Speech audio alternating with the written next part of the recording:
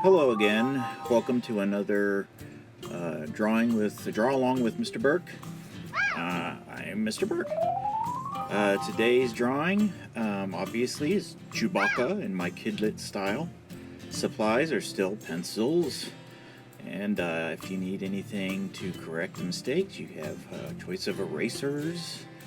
And once we get done with the pencil drawing, you can trace over it with ink pens or markers. Of course, my tool of choice is the Apple Pencil and iPad Pro. Let's get started. So Chewy, I again start with drawing real simple shapes in light pencil.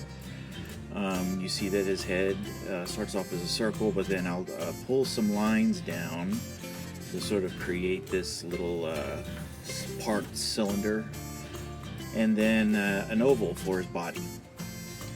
Now, this one is a little bit longer. Obviously, Chewbacca's tall, and you can use curved lines for his feet. His feet kind of flare out at the bottom, if you were to draw this sort of realistically as well. And then his arms would just be curved lines coming down from the top, ending in, well, I don't know if I draw circles in this. Well, yep, there I do. And then his bandolier, where he keeps his, oh, I'm not drawing the bandolier yet. Oh yeah, the circle for the muzzle. 2 circles for his eyes, because this is my own personal Kidlit style. I have sort of the indentions for the eyes, and then the little tiny dots for his eyes. In the muzzle is where his nose will go, and his little smile. Now the bandolier. Oh, come on. There it is. So, again, I have the good fortune of having this Procreate app, which will sort of smooth out curves and give me good geometric shapes, but you don't have to worry about that. Just do the best you can. Nobody's drawings are going to look alike. Just as long as you try your best. That's all I ever ask of any of my students for any of my subjects I teach. So, yeah, it holds his, I guess, his energy packs, where he keeps his ammunition for his bowcaster. Now, again, I'm going to use my final drawing lightly in the background so I know how I'm going to ink this. And I'm going to change this to that very non-repro blue look and start inking in a few seconds. Now, this one, this drawing, we are going to end up, I'll show you what I do to color and add a little bit of depth to my characters when I do them in this style. And maybe down the line I'll do more of my realistic styles for you older kids out there. Alright, so I'm inking, and when I start putting in the details, I want to add a little bit of like suggestion of hair. You know, I don't want to draw individual strands. It just gets too busy. So I put in a little some zigzags in there just to give you, like I said, a suggestion of hair. And what I do, and I don't show this, I had to cut it out because it just made it too long. So I go in and I, just to give variety of line thickness, I go in and I erase, you know, where I want it to be a little more pointy, and clean up a little bit. So this isn't its final inked in look. I do clean those corners, those vectors up as well as I can. And these lines around his eyes, they're just there for just a suggestion of the indentation, and add his eyebrows to contour. And let's see what's going to happen next.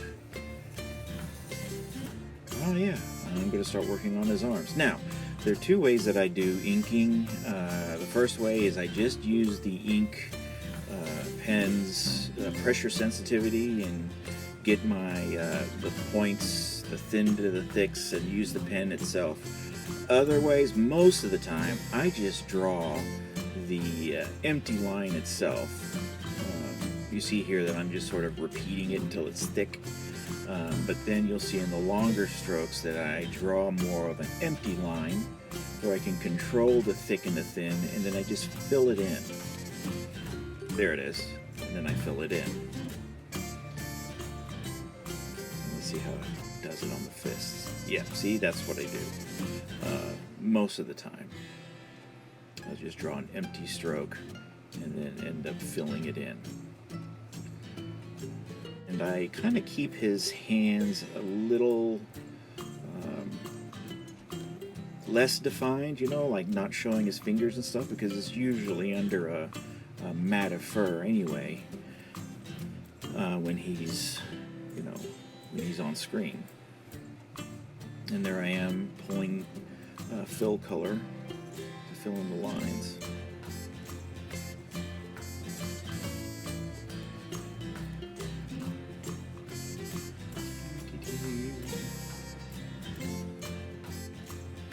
And here we are starting the bandolier, finally.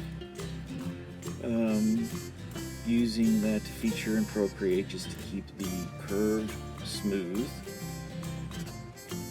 And then I will draw the bandolier, the ammunition, as individual rectangles. Now, there's a thick rectangle and then a thin rectangle. And so you alternate one to the other as you're going across the bandolier.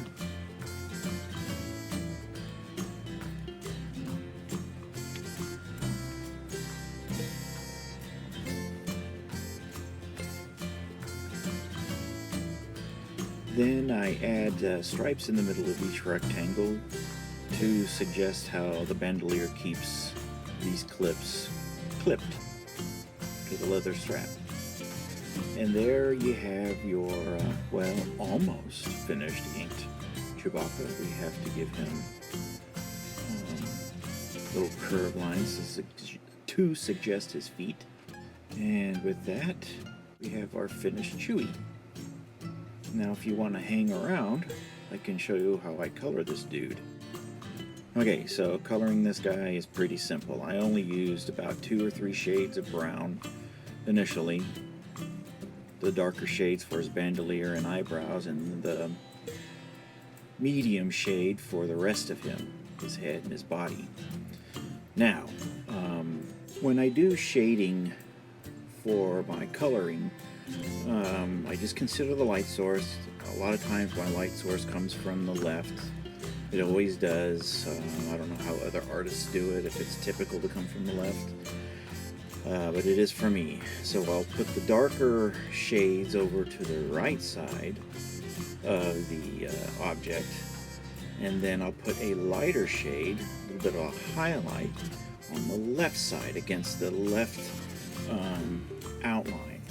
And it'll give you an illusion of depth. And when I do it here, there's really no value shift unless I blend it.